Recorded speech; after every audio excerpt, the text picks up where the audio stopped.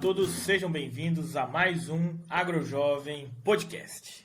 Esse podcast que está disponível no Spotify, né? Só procurar lá, na Apple Podcasts, na Amazon e também, para quem gosta de ver um vídeo, lá no YouTube, né? Então não pode perder. Todas as quinta-feiras saímos um novo episódio. E hoje nós vamos falar de um assunto muito interessante, que é o núcleo jovem de uma cooperativa muito conhecida aqui de vocês, que é a Coplacana. Jovens que estão fazendo acontecer, que estão exemplo de sucessão familiar, estão envolvidos com o cooperativismo, esse que acaba alavancando o Brasil como uma potência no agronegócio mundial. Mas antes de mais nada, eu gostaria de falar do nosso parceiro aqui, que é a querida Agrivale, né? E dizer que a agricultura, de uma maneira geral, ela vem passando por uma revolução. As práticas agrícolas convencionais, elas já não são mais tão sustentáveis e nem rentáveis para o agricultor, para o consumidor e muitas vezes até para o planeta. Portanto, a Agrivale ela faz parte dessa evolução, porque com tecnologias e ferramentas da natureza, ela apresenta um portfólio de bioestimulantes e biológicos de baixo impacto ambiental, que auxiliam a agricultura do futuro. E esse portfólio ele conta com 4 pilares: revitalização, proteção, ativação de plantas, cada um contando com um mundo diferente, pensando sempre no manejo de pragas e principalmente nas mudanças climáticas. Dá uma olhadinha nos artigos que ela tem no blog do site, que ajudam a disseminar essa ideia. E ela está otimista, viu? Sabendo que é preciso ser ousada para entender que o papel da empresa é muito mais do que os seus produtos, e reconhecendo que a importância do impacto do dia a dia das pessoas para o planeta, ela conta com a ajuda de muitos agricultores que já praticam um manejo integrado, focado na qualidade e no uso racional de recursos naturais. A Agrivale acredita nisso. Vida gerando vida. Então não deixe de conferir o site agrivale.com.br com 2 L's, tá? E confira também as redes sociais, seja no Facebook, no Instagram, no YouTube e o LinkedIn, com o @AgrivaleBrasil. Faça parte dessa revolução, você também. E, voltando ao nosso tema aqui, vamos falar hoje com jovens do núcleo jovem da cooperativa Coplacana. Eu falo aqui com 4 jovens hoje, que é a Mariana Natera, Valentina Casonato. Olha, gente, eu costumo errar sempre os nomes, então depois vocês me corrigem. Sérgio Santin e eu, como host desse podcast, Lucas Dirings. Então sejam muito bem-vindos a esse podcast que fala de gestão de propriedades rurais, que fala de sucessão familiar, de comunicação e liderança e um pouco do agronegócio brasileiro como um todo. Vamos começar primeiramente aqui com a Mariana, ela que é engenheira agrônoma, trabalha lá na Coplacana e é uma das fundadoras do Núcleo Jovem. Seja muito bem-vinda aqui ao podcast, Mariana. Mariane. Oi, Lucas. Eu já ia falar, já que ele deixa que corrige, já vou falar, é Mariane. Mas você não pode chamar de Mari, que fica mais fácil, todo mundo conhece também. Facilita. Mari, como é que tá a sua história envolvida com o Núcleo Jovem aí da Coplacana? Então, na verdade, eu formei em 2019 na Exalc, a universidade, né, aqui de Piracicaba, no curso de agronomia. E já que eu formei, eu entrei trabalhar na Coplacana. Então eu formei em 2019, em fevereiro de 2020 eu já entrei na Coplacana. E eu entrei diretamente no departamento de inovação, o Avance Hub, que é o hub de inovação da Coplacana. Até, né, a Coplacana é uma cooperativa muito tradicional, foi a primeira cooperativa do estado de São Paulo, a primeira dedicada a plantadores de cana-de-açúcar. Fez 74 anos esse ano, então ano que vem vamos para os 75 anos. E foi também a primeira cooperativa a ter um hub de inovação, que é do qual eu faço parte. Então é tudo muito novo. Então, sendo tudo muito novo, é claro que a gente devia vir com ideias diferentes, né? E assim que eu voltei, na verdade, quando eu morava na França, eu fiz um intercâmbio de 2 anos na França, e lá eu trabalhei um pouco com essa parte de sucessão familiar no agronegócio. Porque as propriedades francesas também estão desaparecendo por culpa dessa falta de mão de obra no campo, né? E aqui no Brasil, quando eu voltei, eu encontrei o mesmo problema, que a juventude estava muito distanciada, né? Será que o pessoal fala, mas não tem mais jovens querendo ficar no agronegócio, não tem mais jovens querendo tocar a propriedade rural? Será que não tem mesmo? Ou será que, né, virou um pouco assim, alguma coisa banalizada, que o pessoal acredita, mas a gente não vai atrás de números de verdade. A gente sabe que sucessão familiar é um problema no Brasil, nas propriedades rurais. Mas ainda tem muita gente boa, jovem, querendo trabalhar com isso.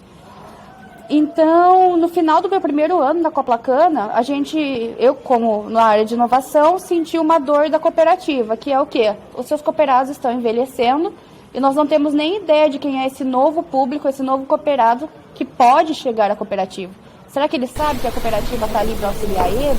Que é uma possibilidade de ajuda, que pode incentivar, que pode ajudar na propriedade? Não, estava tudo muito distante, né? A Coplacana não sabia quem eram esses jovens. Não tinham esses jovens no cadastro da cooperativa, não sabia se o cooperado tinha filho, neto. A gente falou assim, não, então se é um problema tão latente, a gente precisa olhar para ele. Foi desta forma que em dezembro de 2020, o nosso conselho executivo da Coplacana, nossos diretores, presidente e vice-presidente, aprovaram a criação do Núcleo Jovem Coplacana, destinado a filhos, netos e sobrinhos de cooperados Coplacana, ou os próprios cooperados que tenham aí a faixa etária entre 16 e 35 anos. E é claro que tenham, né, um forte desejo de continuar ou de saber mais sobre o agronegócio. E como que funciona o dia a dia do núcleo jovem, assim, na prática, né? Porque vocês devem mobilizar quantos jovens hoje? No comecinho, porque a Valentina e o Sérgio estão aqui comigo desde o começo, então desde dezembro de 2020. No começo a gente tinha só 8 jovens. Lembrando que a Coplacana está em 5 estados, né? Então, assim, no começo foi meio difícil, né?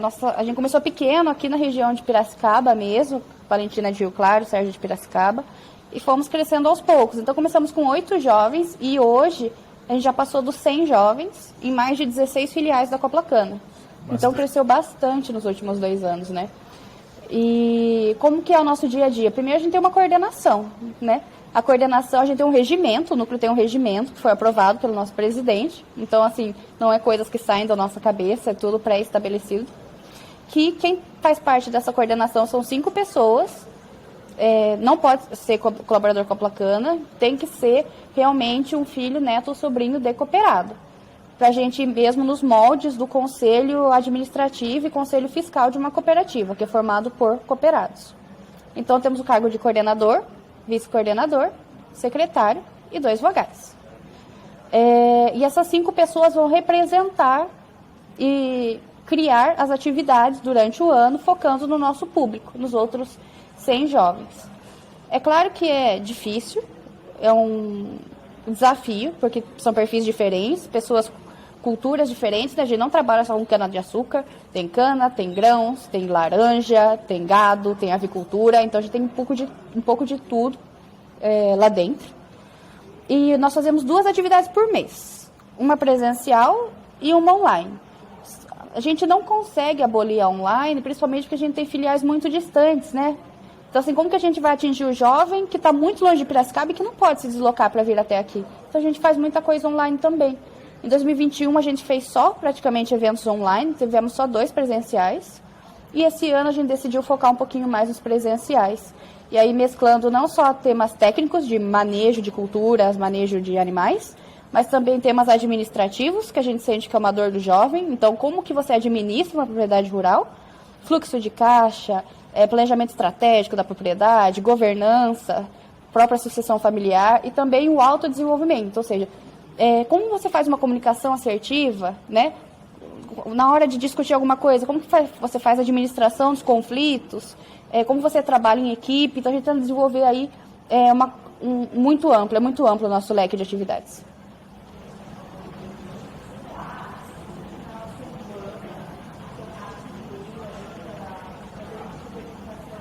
Não estou ouvindo. Aí, você falou que são vários municípios que envolvem. Hoje então é um núcleo central e vários pequenos núcleos, né? Quantos pequenos núcleos distribuídos? Então, hoje a gente trabalha com uma coordenação central e a ideia é que a gente tenha membros nas outras filiais, mas nós ainda não chegamos ao ponto de ter, vamos dizer assim, mini núcleos, né? Então, é uma coordenação que vai capitanear todos os outros membros de todas as outras filiais. Estamos em 16 municípios. A ideia é que a gente se desenvolva para que tenha um líder em cada filial, né, nos próximos anos. Hoje, o que a gente faz para tentar atingir um público mais diverso é que na coordenação tenham pessoas de diferentes cidades. Então, não só de Piracicaba, mas de outros lugares. A gente já teve gente de Goiás, a gente já teve gente, né, agora estamos pegando gente de Santa Cruz das Palmeiras. Então, assim, sempre tentar se diversificar para não fazer só o pessoal de Piracicaba para o pessoal de Piracicaba. Não, a ideia é realmente ser uma coisa mais diversa. Legal. Então, vocês têm treinamentos também, de vez em quando? Participam de eventos externos em conjunto? Vocês fazem viagens para conhecer outras cooperativas? Eu acho que devem ter alguma coisa nesse sentido também. Nós fazemos como são, né, as nossas atividades. Temos dias de campo, então este ano, por exemplo, visitamos fazenda de gado, de um cooperado nosso, né, daí a gente vai, aluga ônibus, prepara café da manhã, prepara almoço, tudo certinho, prepara uma palestra no local. Foi uma pessoa da BCZ que deu a palestra, então foi uma coisa bem legal. A gente já fez visita à usina de cana-de-açúcar, que também temos cooperados, né, que são as usinas, então a gente já visitou a usina. Podemos fazer dias de campo na própria propriedade, na própria fazenda da Coplacana, porque a gente tem um confinamento, a Coplacana tem seu próprio confinamento, tem sua área de irrigação, tem sua área de grãos, de cana, tem muita coisa que a gente consegue fazer aqui também.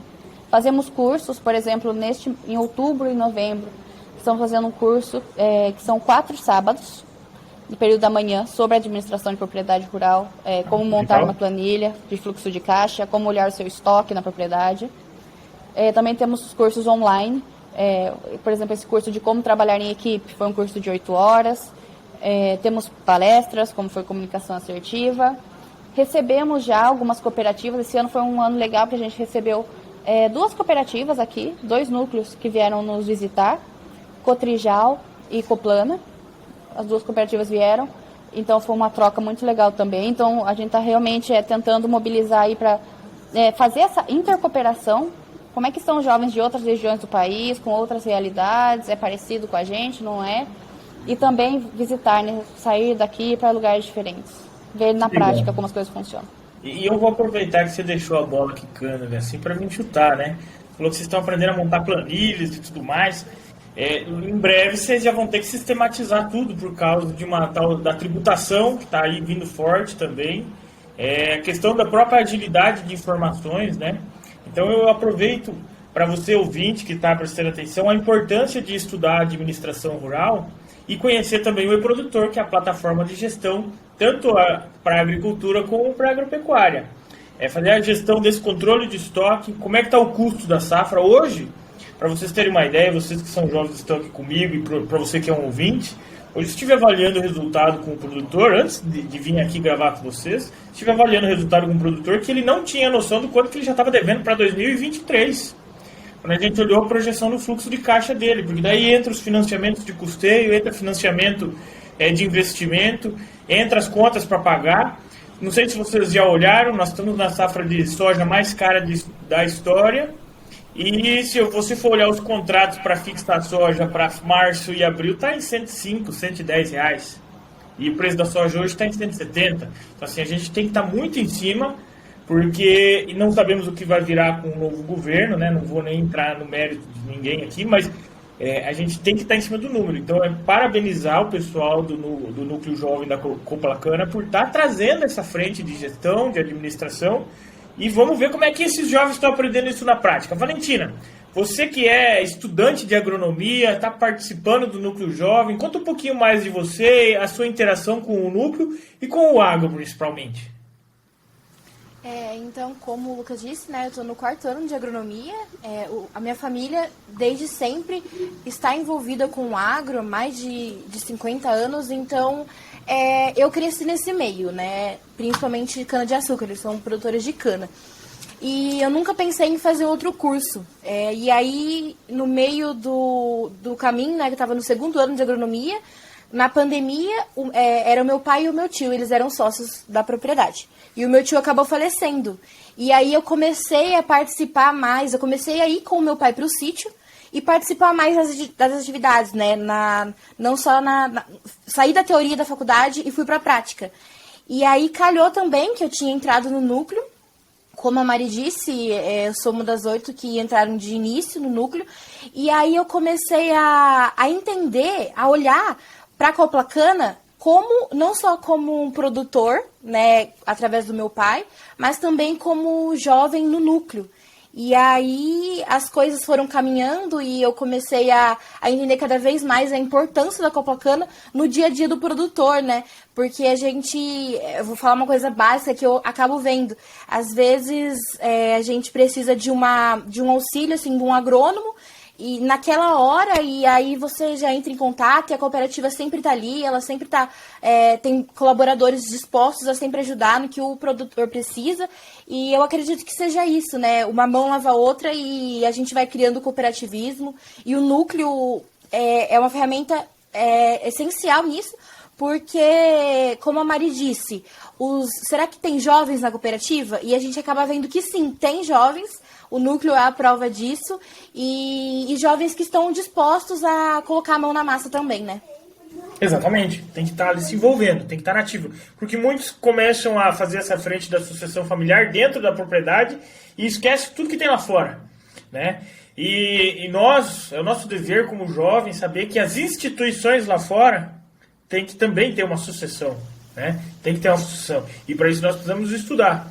E como é que foi essa questão da sucessão na sua casa? Seu tio acabou falecendo, mas o seu pai deu abertura? Teve alguma resistência? Como é que foi esse início? Então, no meu caso, o meu pai, ele me deixou participar, assim, das atividades, né? E eu comecei, e como eu já estava na faculdade, eu tentava dar uma opinião ou outra. Eu acredito que a chave de tudo, para começar uma sucessão, é não tentar impor nada. A gente tem que começar aos poucos. E a gente, no núcleo, a gente tem uma troca muito boa com os outros jovens. E aí a gente ficou conversando, né? Sempre pergunta o que o jovem vê como dificuldade, né, no agronegócio, né? Qual a atividade do jovem no agro.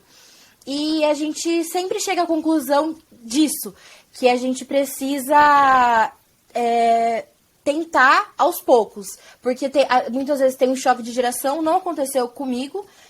O meu pai foi ouvindo também, e a gente discutindo, ele colocando a opinião dele, eu a minha.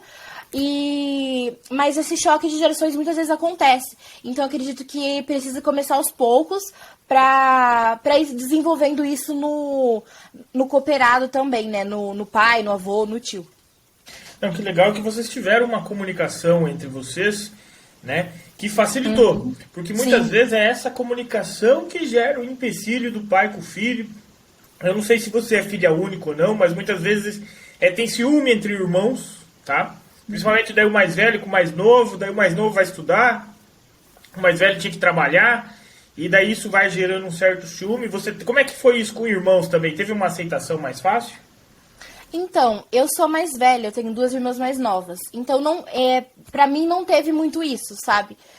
Foi natural, eu comecei com meu pai por eu ser mais velha e ter mais proximidade com isso, porque na época minha irmã não fazia faculdade, nada. E aí eu comecei a participar mas foi natural no meu caso. Show, show, que legal. E você, Sérgio, você também está formando em agronomia, né? É de Piracicaba, né? Isso, Lucas. Eu sou da região de Piracicaba, estudo aqui em Botucatu e estou para formar em agronomia. E minha história é bem semelhante com a da Valentina. Eu também, a família já é há mais de 3 gerações que está atuando no agro, na região de Piracicaba. A gente é produtor de cana na região e desde sempre eu tive essa vontade, acompanhava desde pequeno meu pai indo no dia a dia no campo mesmo, sabe, tendo contato com todo o processo inteiro. E conforme foi passando o tempo, fui pegando mais gosto e entrei para agronomia. E daí na pandemia eu já auxiliava ele em algumas funções administrativas. Só que na pandemia, pela demanda, eu comecei a assumir maiores responsabilidades na parte financeira e na parte administrativa. E continuei cursando agronomia. Tanto que, depois de formado, eu pretendo dar uma atenção maior para a parte agronômica também. Não só nessa parte administrativa, lá da propriedade, tudo. Mas o núcleo tem vindo ajudando bastante. Com ferramentas, Oi, vou falar. Vocês dois estão formando, né? Antes de você complementar. Vocês pretendem primeiro sair para trabalhar, né? Ou vão tentar já tocar direto de casa? Bom, particularmente, por aqui onde eu faço faculdade precisa estar fazendo um estágio obrigatório externo, né?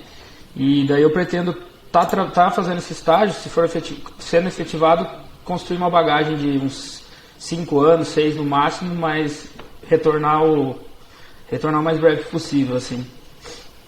Show. Você sempre tá em contato, também, manter o contato. Não, tem irmãos também? Filho único? Já facilita a comunicação. E você, Valentina, vai sair trabalhar ou vai ficar? Então, eu pretendo sair, ficar um tempo, mas depois voltar, com certeza. Legal.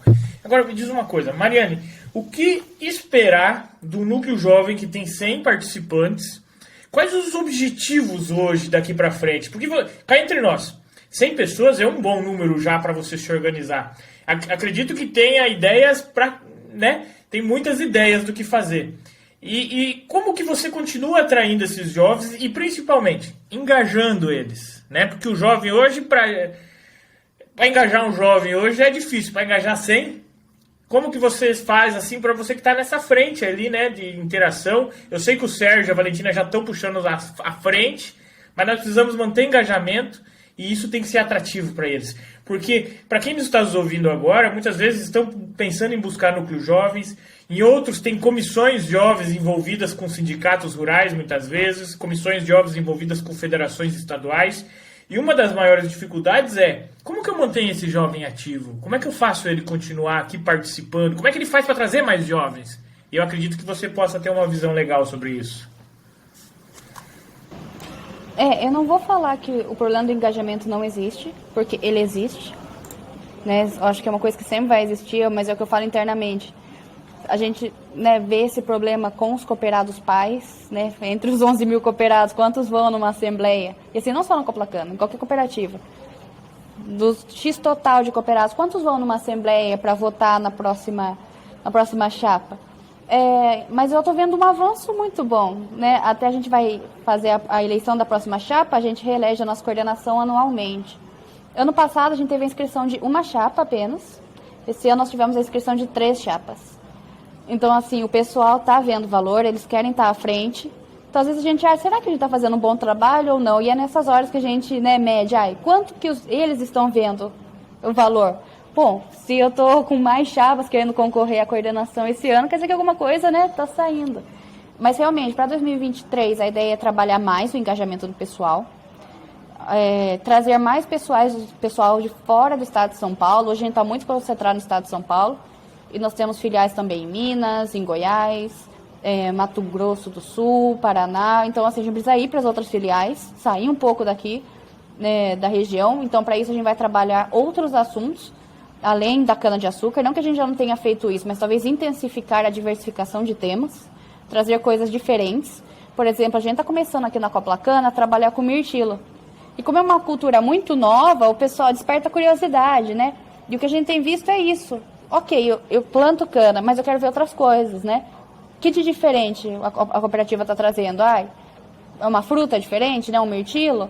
Não, é administração de propriedades. Então, assim, a pessoa não quer só ver a parte do manejo da planta, ela quer ver outras coisas, outros temas. Então, essa diversificação de temas é muito importante. É claro que as redes sociais também ajudam muito a gente, né? Então, assim, a gente tá... O núcleo é um lugar onde você pode tentar muita coisa.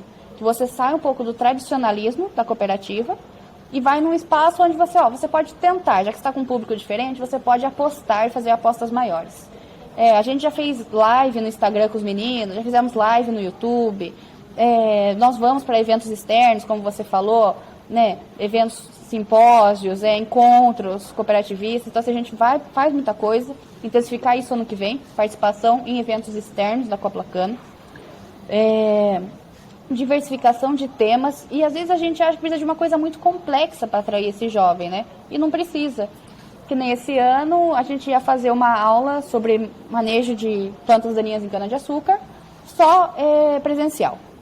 Aí tinha só uma pessoa na época era 60, que veio me falar, mas eu não tô aí em Piracicaba, mas eu queria assistir. Não tem como.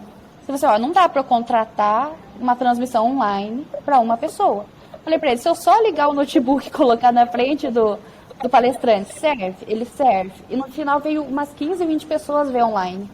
Olha só que legal. Então, assim, às vezes a gente acha, mas vai ser simples, né? Vai ser um computador na frente do palestrante, tá? Mas eu acho que, assim, você dar ouvidos ao que a pessoa está falando. Isso a gente faz no começo do ano também. A gente convida a maioria dos nossos membros, fazemos uma reunião online e a gente faz dinâmica para levantar temas que vamos abordar durante o ano com eles. A gente quer ouvir o que eles têm a dizer. Isso é muito importante também. Legal. Inclusive, eu aproveito mais um motivo para talvez engajar e dar uma oportunidade de desenvolvimento. Está aberta as inscrições para o programa Jovens Líderes do Agro. Não sei se vocês sabem, né? A iniciativa lá da CNA. Eu participei dele, né? Eu fui um dos destaques.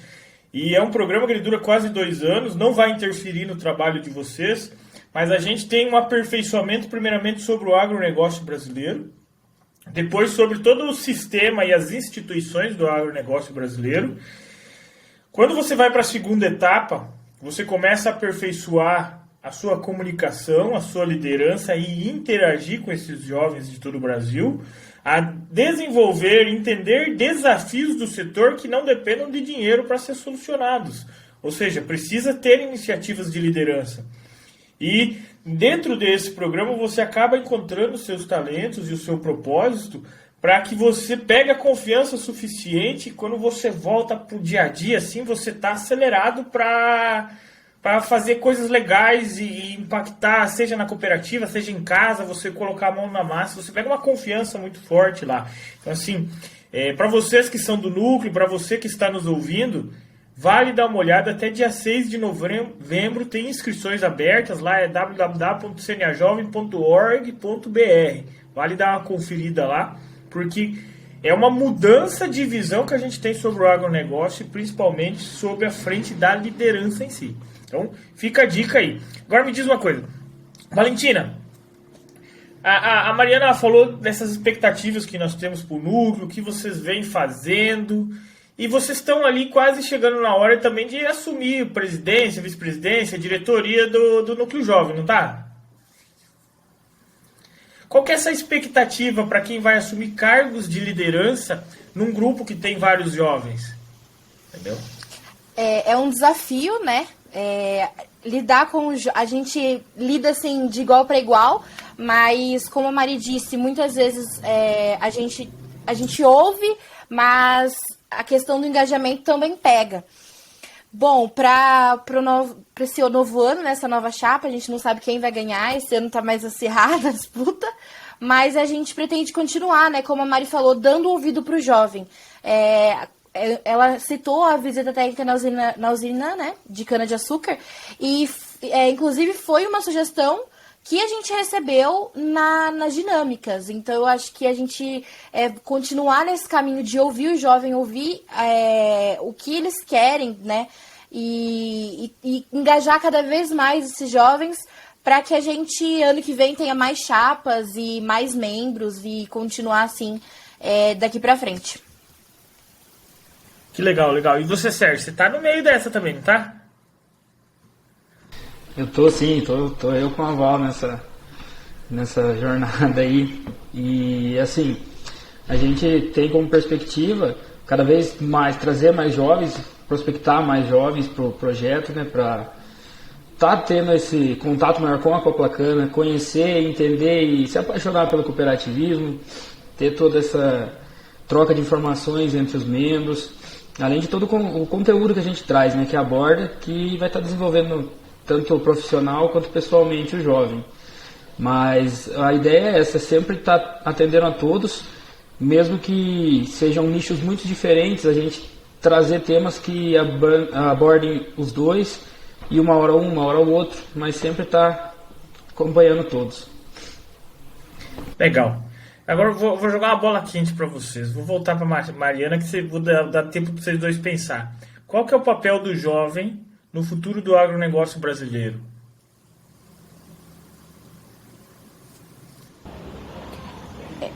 Tudo na vida, todos os setores da vida, todas as empresas, elas precisam de sucessão.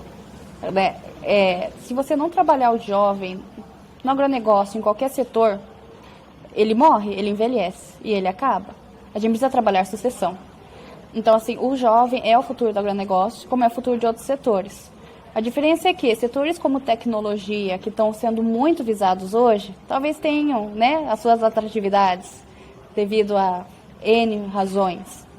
Porém, a gente precisa mostrar que o agronegócio também é um setor atrativo. É um dos carros-chefes do nosso país, né, do nosso continente, América Latina. E o Brasil é uma referência, né? É o próximo celeiro mundial. Então, assim, tem um futuro. É rentável se você fizer isso da maneira correta. Você tem um futuro, né? É viável. Que o que o pessoal pensa muito é isso, né? Não é viável, não dá dinheiro, vai para outras profissões, vai ser um médico, um advogado. Tudo bem feito dá retorno. E é claro que o jovem tem como papel amadurecer, não que a gente tem que ouvir o tradicional, a gente tem que ouvir, mas ir melhorando com o tempo. A gente não pode ficar estagnado, né? Nenhum setor da nossa vida a gente pode ficar estagnado. Então, assim, ir trazendo melhorias que aumentem sua produtividade, que diminuam seus custos. E o jovem, ele sabe que ele é mais conectado com o seu pai, que ele tem uma rede maior de contatos, né? Não é só o vizinho de porteira. Ele sai estudar em outra cidade, ele vai ouvir outras coisas, ele vai ver outras coisas que o pai dele, muitas vezes, tem o quê? Um ensino médio, né? Muito nosso público, um ensino médio.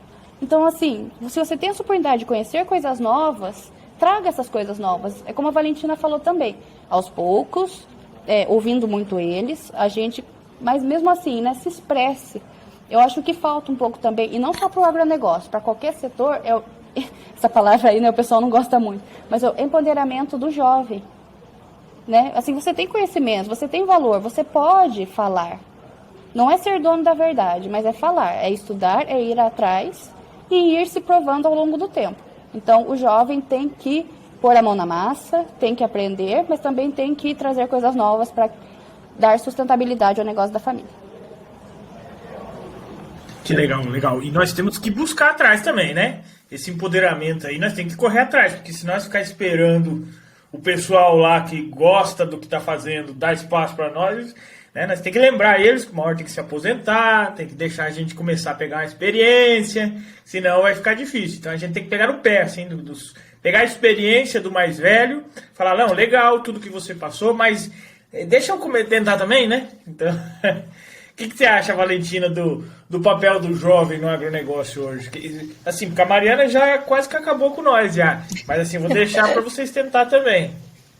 Se para mim ficou difícil, imagina pro Sérgio. Para mim, o jovem é continuação, né? Ele vai dar continuidade a tudo que foi feito até hoje. A gente está falando agora do agro, mas como a Madi disse, em qualquer outro setor.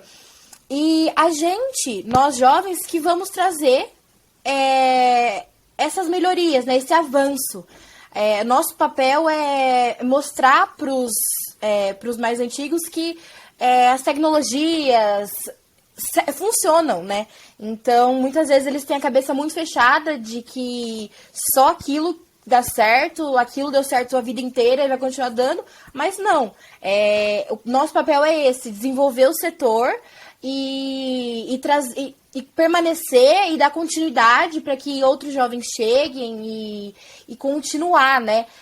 E eu acredito, não é puxando o saco do núcleo, mas já puxando, que o núcleo é fundamental para isso. A gente acaba vendo que o jovem tem serventia, muitas vezes na propriedade o jovem é meio que excluído, né? Não tem fala, e no núcleo a gente dá essa fala pro jovem e vai mostrando que a gente tem serventia, que a gente pode trazer melhorias e mudanças continuamente, né?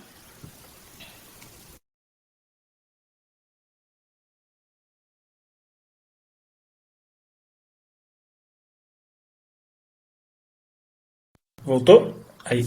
É aquilo, né? Não é a troca, né? Que a troca é uma palavra pesada, mas a continuidade. Você não andou muito bem nessa daí. Sérgio, tente nos surpreender agora, porque as duas aí você viu, né? Eu deixei isso pro final de propósito. Bom, concordo com tudo que vocês disseram até então, né? E é bem isso mesmo, a questão da continuidade. Sem o jovem pode não ter uma continuidade dos negócios, pode estar indo para o vizinho, assim. Então, esse preparo desse jovem e para estar ocorrendo essa continuidade, essa sucessão, é necessária, além do que o jovem também proporciona avanços e atualizações do sistema, coisas novas que estão sendo lançadas, que vêm com sucesso. A implementação, o jovem proporciona muito na propriedade, ele tendo contato com isso. E também fazendo uma propaganda do núcleo e do agrojovem, assim, eu acho que eles proporcionam maior conhecimento para o jovem, maior desenvolvimento, e o que não, se uma juventude bem preparada, daqui uns 20, 15 anos, o que não poderia estar cada vez melhor, né? Porque eu acho que essa parte do conhecimento é essencial. E fora isso também, outra coisa que eu noto no núcleo, às vezes assim, pessoas que não têm contato com as agrárias diretamente, de cursos assim, de faculdade, por exemplo, e pessoas que exercem outros cursos, que não têm contato com esse meio. Lá a gente consegue perceber que, estando em contato com o pessoal que é mais relacionado ao agro, vai brilhando os olhinhos, sabe? Vai todo mundo tendo esse interesse, essa paixão e essa vontade de estar continuando, de dar o valor para isso. Então acho que, além do jovem para o agronegócio, tem uma importância enorme aqui para frente, a gente e vocês também temos um papel muito importante nisso. O legal que você comentou até do podcast, e eu aproveito essa para largar a próxima, e o papel da comunicação no agronegócio. Nós temos uma comunicação um pouco difícil de fazer, porque a gente tem que se comunicar com o pessoal da cidade, e não é uma comunicação fácil de acontecer. A gente tem que se comunicar entre nós, que a gente até se entende, mas também não é assim tão simples. A gente tem que se posicionar muitas vezes politicamente, e como o agro e a gente já não se entende com o pessoal da cidade, já vira um conflito. E eu volto lá. Muito do que nós fazemos no agro, nós dependemos da cidade. Qual que é o papel dessa comunicação hoje? Primeiramente, dentro de casa. Segundo ponto, na sociedade. Pode começar a Valentina mesmo, para deixar a Mariana pensar um pouco dessa vez. Não é uma tarefa fácil, né? A gente, como você disse, tem que interligar tudo. Mas eu volto a dizer, a gente não pode querer mudar tudo de uma vez. Tem que ser aos poucos. Então, qual que é o meio de comunicação mais usado com o pessoal, nossos pais, avós? Os vizinhos, o pessoal, a porteira do lado, a própria cooperativa, né? Porque muitas vezes choveu, vai todo mundo para a cooperativa comprar o que está precisando, e aí eles lá conversam e trocam informações, e a gente acaba sendo também uma interligação, né? Entre esse pessoal aí, que às vezes não tem o costume de usar a internet e essas coisas, essas tecnologias, e a gente que tem essas informações acaba passando assim diretamente e vai de boca a boca. Legal. E você, Mariana, qual que será esse papel da comunicação hoje no agronegócio? Porque, ao meu ponto de vista, nós temos que evoluir, mas como?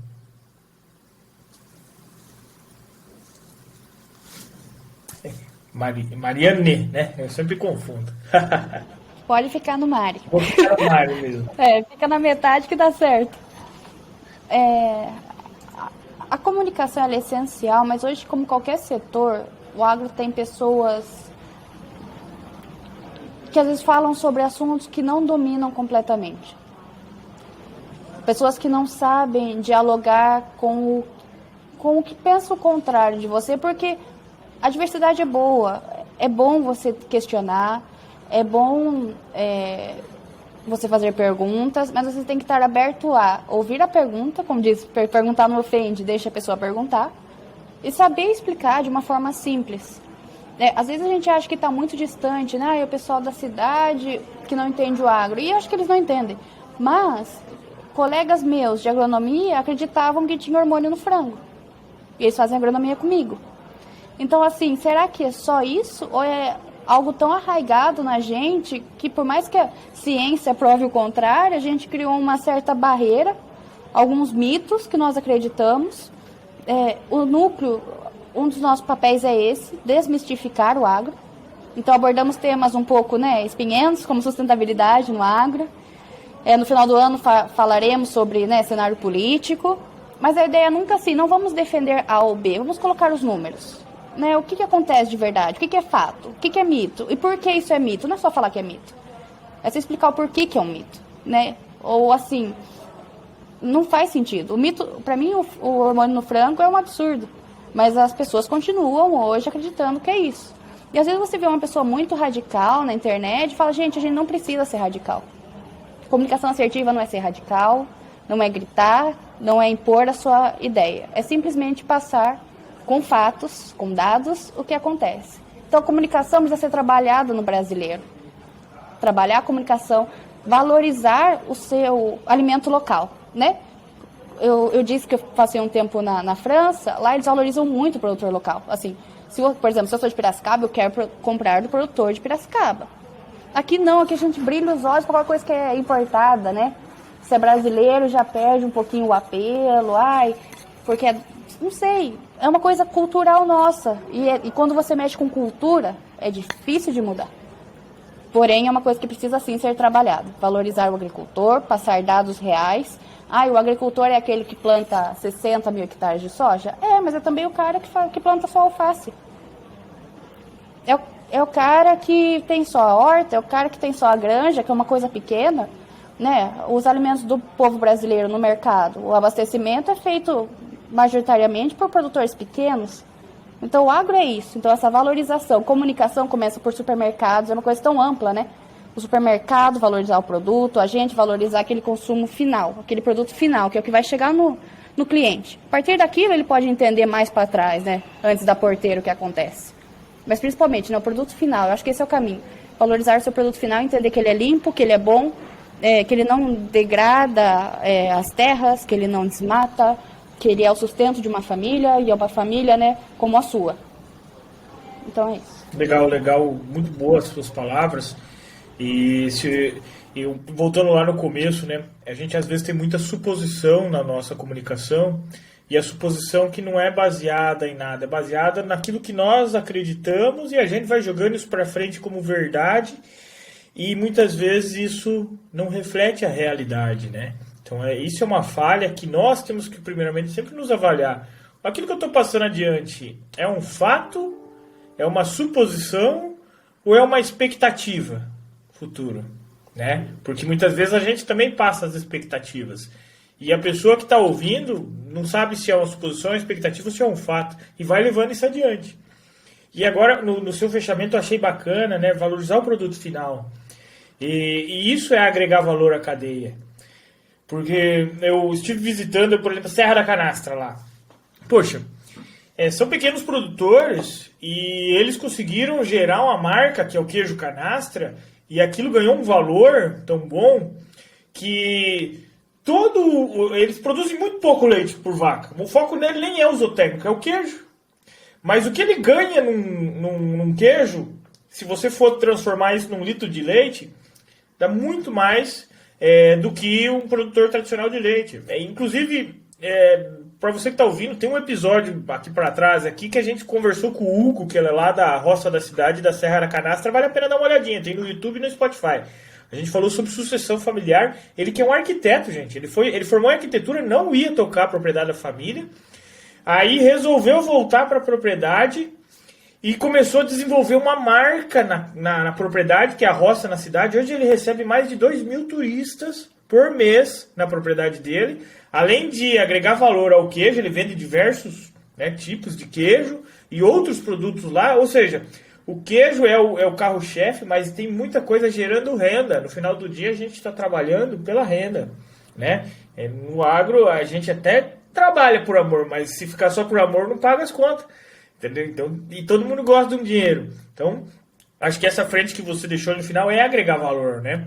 Eu vejo em alguns momentos outras regiões, o oeste da Bahia, eu fui para lá, em Barreiras, eles estão buscando criar um selo do oeste da Bahia, para produtos do oeste da Bahia, para que nem você falou lá na França, valorizar aquele produtor local, né?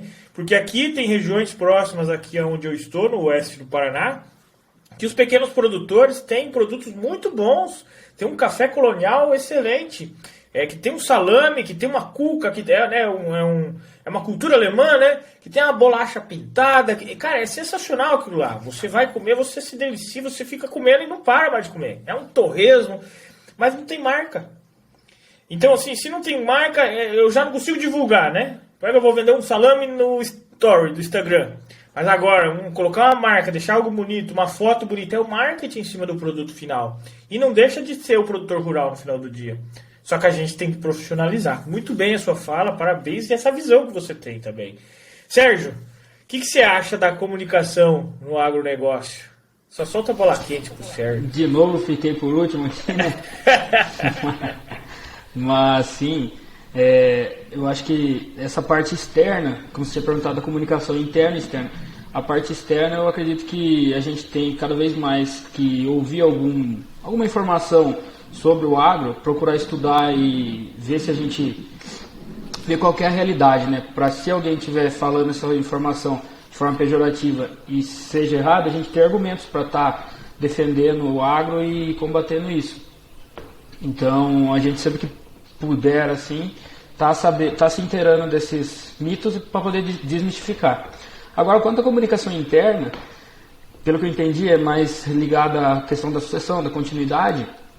Eu acho que essa comunicação interna também deve ser muito bem trabalhada, que não é a realidade de todo mundo ter uma grande abertura assim, para estar realizando esse processo de continuidade, mas eu acho que tem meios, eu acho que, como a Mari disse, não é sempre não, uma comunicação radical assim não é muito, quase nunca dá certo, mas ter uma comunicação branda e focando em propósito, valor e perspectiva, daqui 5 anos, como que vai estar a propriedade, tudo. Eu acho que tendo essa conversa entre o sucessor e o sucedido, vai estar abrindo a mente e vai estar unindo propósitos, um sonho também, e assim traçar uns objetivos estratégicos.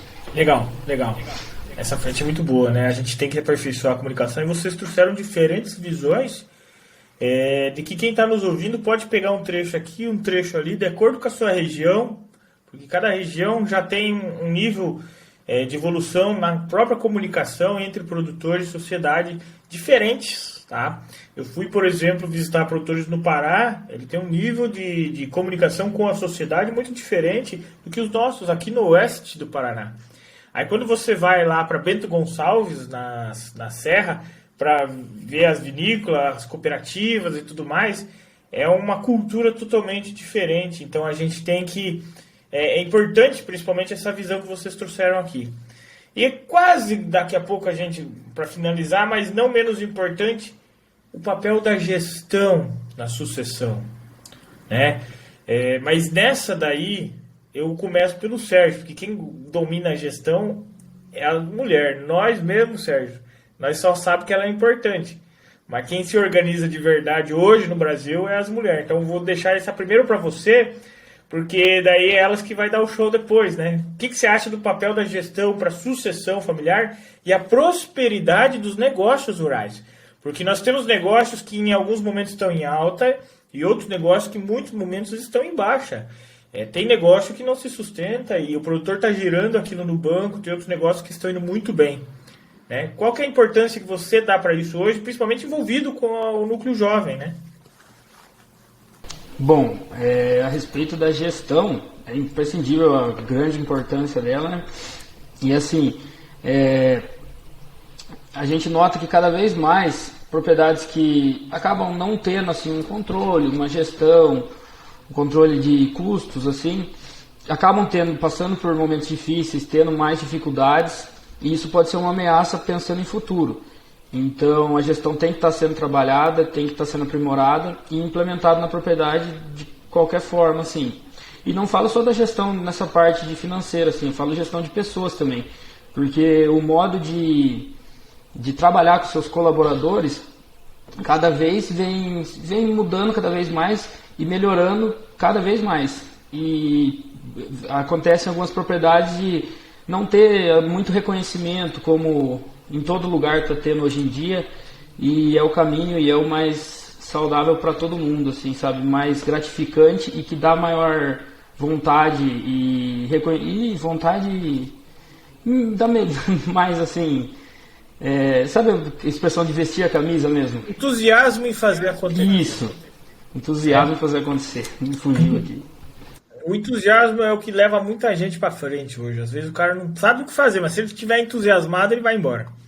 Valentina, você falou que começou a se envolver mais cedo ali na gestão, por até problemas familiares.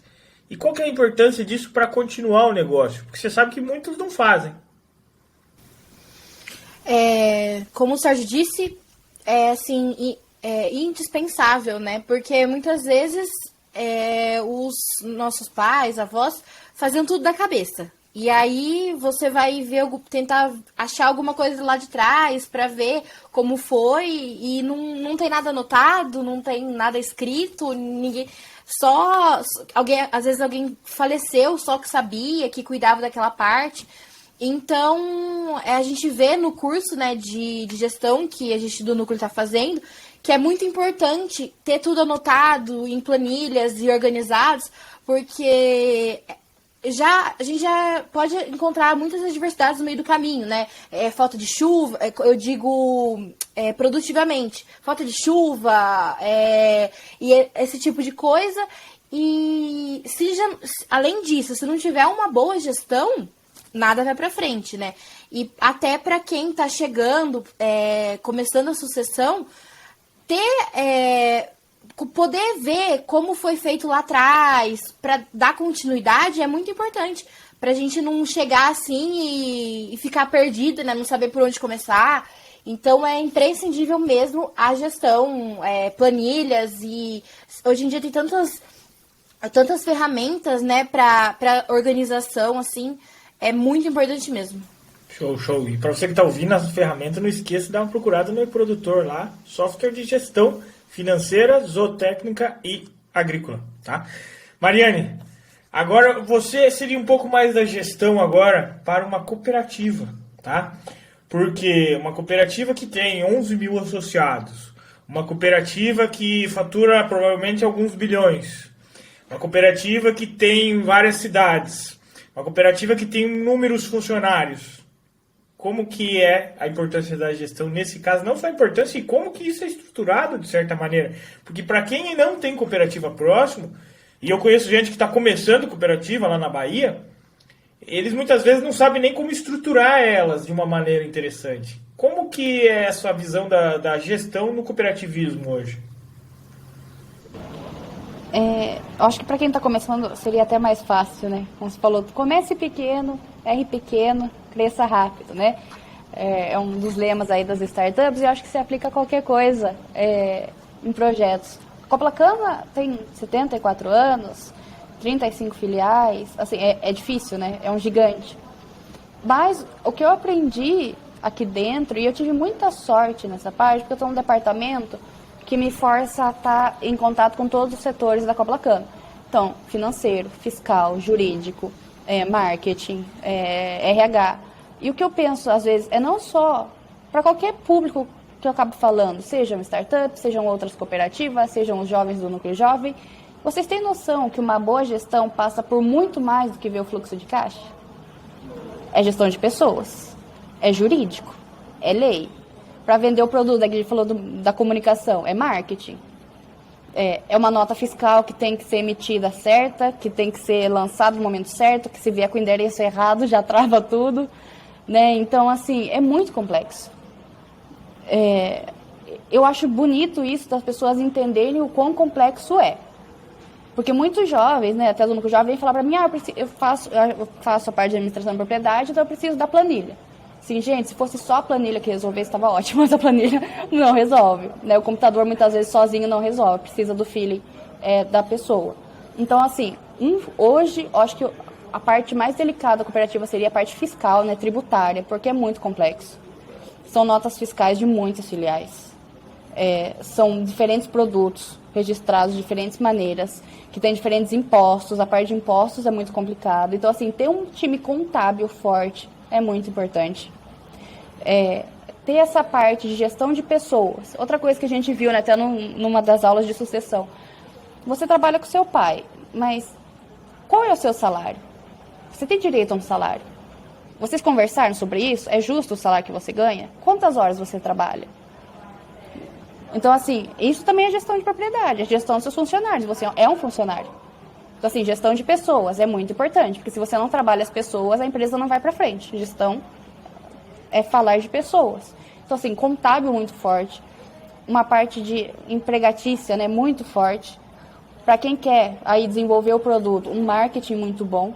E o jurídico, né, eu acho que a gente tem que sempre estar de olho aí em tudo que está acontecendo e ter alguém aí um pouco, né, nas nossas costas, ainda mais a gente que trabalha assim para as cooperativas com agrônomo, vai emitir receituário, né, vai ter problema trabalhista, você vai recomendar, se vai assinar um produto, se vai vender um trator, vai ter alguma coisa ligada com o cliente, para contratos de valores maiores, né, são contratos, né, uma venda normal de balcão, outras formas de pagamento, como é que você faz o pagamento para facilitar, né, assim, o crédito, né, o que você olha num produtor para você poder liberar o crédito dele, porque toda vez que você vai lá, né, se cooperar, você paga uma taxa única para virar cooperado, mas de acordo ali com o tamanho da sua propriedade, com a sua produtividade, com a sua renda, você tem direito a um crédito na cooperativa.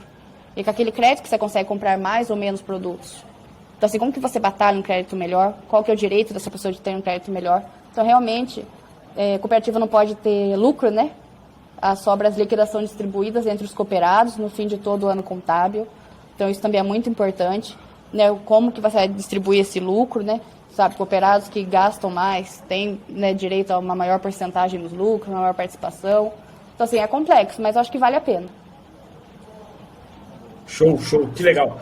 Para fechar o nosso episódio aqui, eu queria que vocês deixassem... o Núcleo Jovem, ele tem um Instagram, né? Qual que é o Instagram do Núcleo Jovem? O pessoal aí dá uma olhadinha. Sabe de cabeça? @Núcleo Jovem Coplacana. Aí, ó, tá fácil. Então, para você que está acompanhando aqui o podcast, além de seguir o Núcleo Jovem Coplacana, também segue lá o Agro Jovem Podcast no Instagram e no YouTube agora, que a gente está começando no YouTube. Dá uma olhadinha lá. E vocês? Qual que é o Instagram de vocês aí? Vamos ver se o pessoal não gostou da conversa e quer conhecer e quer dar uma dica. Qual que é o seu, Valentina? Tem? Tenho, é valentina.casonato. Ponto Casonato. Depois vocês me mandam, eu vou deixar no texto também da descrição aqui, tá? Tá. Sérgio? O meu é S_Santinho. Aí, ó, tá fácil. E a Mariane? A Mariane é crânio, deve ter também. O meu é Mari, para facilitar o pessoal. Mari com 2 Is, _ Nateira. Eu acertei o Mariane agora. Aí, ó, até o final do episódio eu sabia que ia acertar. Ali, ó, bem no finalzinho você acertou. Acertei, eu me dei bem dessa vez. Menos mal. Então, eu queria agradecer a presença de vocês. E se vocês pudessem deixar uma mensagem final, assim, ó, em questão de 30 segundos para esse jovem que está nos ouvindo. Uma mensagem, porque ele vai sair daqui, ele vai terminar esse episódio aqui e ele está fazendo alguma coisa. O pessoal aqui às vezes está na estrada, está no trator, pode estar limpando a casa, pode estar tirando leite, tá? Pode estar fazendo diversas atividades na propriedade ali com um fonezinho, escutando esse podcast. E se você pudesse deixar uma mensagem para esse jovem que está lá na lida agora. Às vezes ele está estudando, tá? Ele saiu de casa e está estudando, está lá na faculdade, fora de casa. E está pensando, né, em voltar para casa. Outros saíram e não retornaram mais. Se você pudesse deixar uma mensagem de certa maneira para todos esses jovens, o que vocês deixariam aí? Vamos começar pelo Sérgio dessa vez aí. Que daí dá tempo para ela pensar. Bom, para esse jovem que está nos ouvindo aí, queria agradecer toda a atenção até agora, né? E falar que o agro no nosso país tem futuro.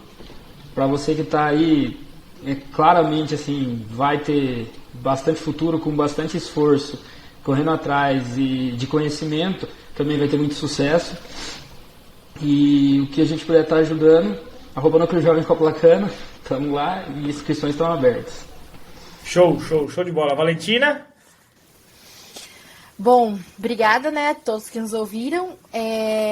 O agro é um setor grande, é um setor forte, ele tem espaço para todo mundo, então não desistam, vão atrás, né, do que vocês buscam, da área que vocês pretendem continuar aí, e procurem um núcleo, continuem a sucessão e o cooperativismo, eles andam todos juntos.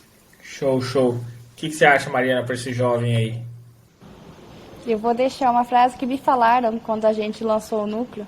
Foi do nosso diretor administrativo, Marcos Fará, que eu falei pra ele, e se não der certo? E ele me falou, que bom, tomara que você erre, porque só erra quem faz. Então não tenho medo de errar, coloque a mão na massa e vamos em frente. Show de bola. Muito obrigado a todos. Espero que vocês acompanhem esse pessoal nas redes sociais, acompanhem lá o Núcleo Jovem da Coplacana. Gostaria de agradecer a presença de vocês aqui no episódio hoje. Saibam que esse podcast ele é uma iniciativa onde eu tenho a oportunidade de sempre aprender com gente, com experiências diferentes que eu, com oportunidades diferentes. E dessa vez eu tive 3 chances no mesmo episódio de fazer pergunta para pessoas diferentes e aprender com vocês. E o nosso ouvinte vem no embalo junto comigo. Muito obrigado a todos vocês que estão participando. Para você que gostou desse episódio, dá aquela compartilhada sempre com um amigo lá. Dê um joinha no YouTube aqui, ajuda a gente também, né? E acompanhe lá no AgroJovem Podcast. Toda quinta-feira, um novo episódio. Muito obrigado a todos.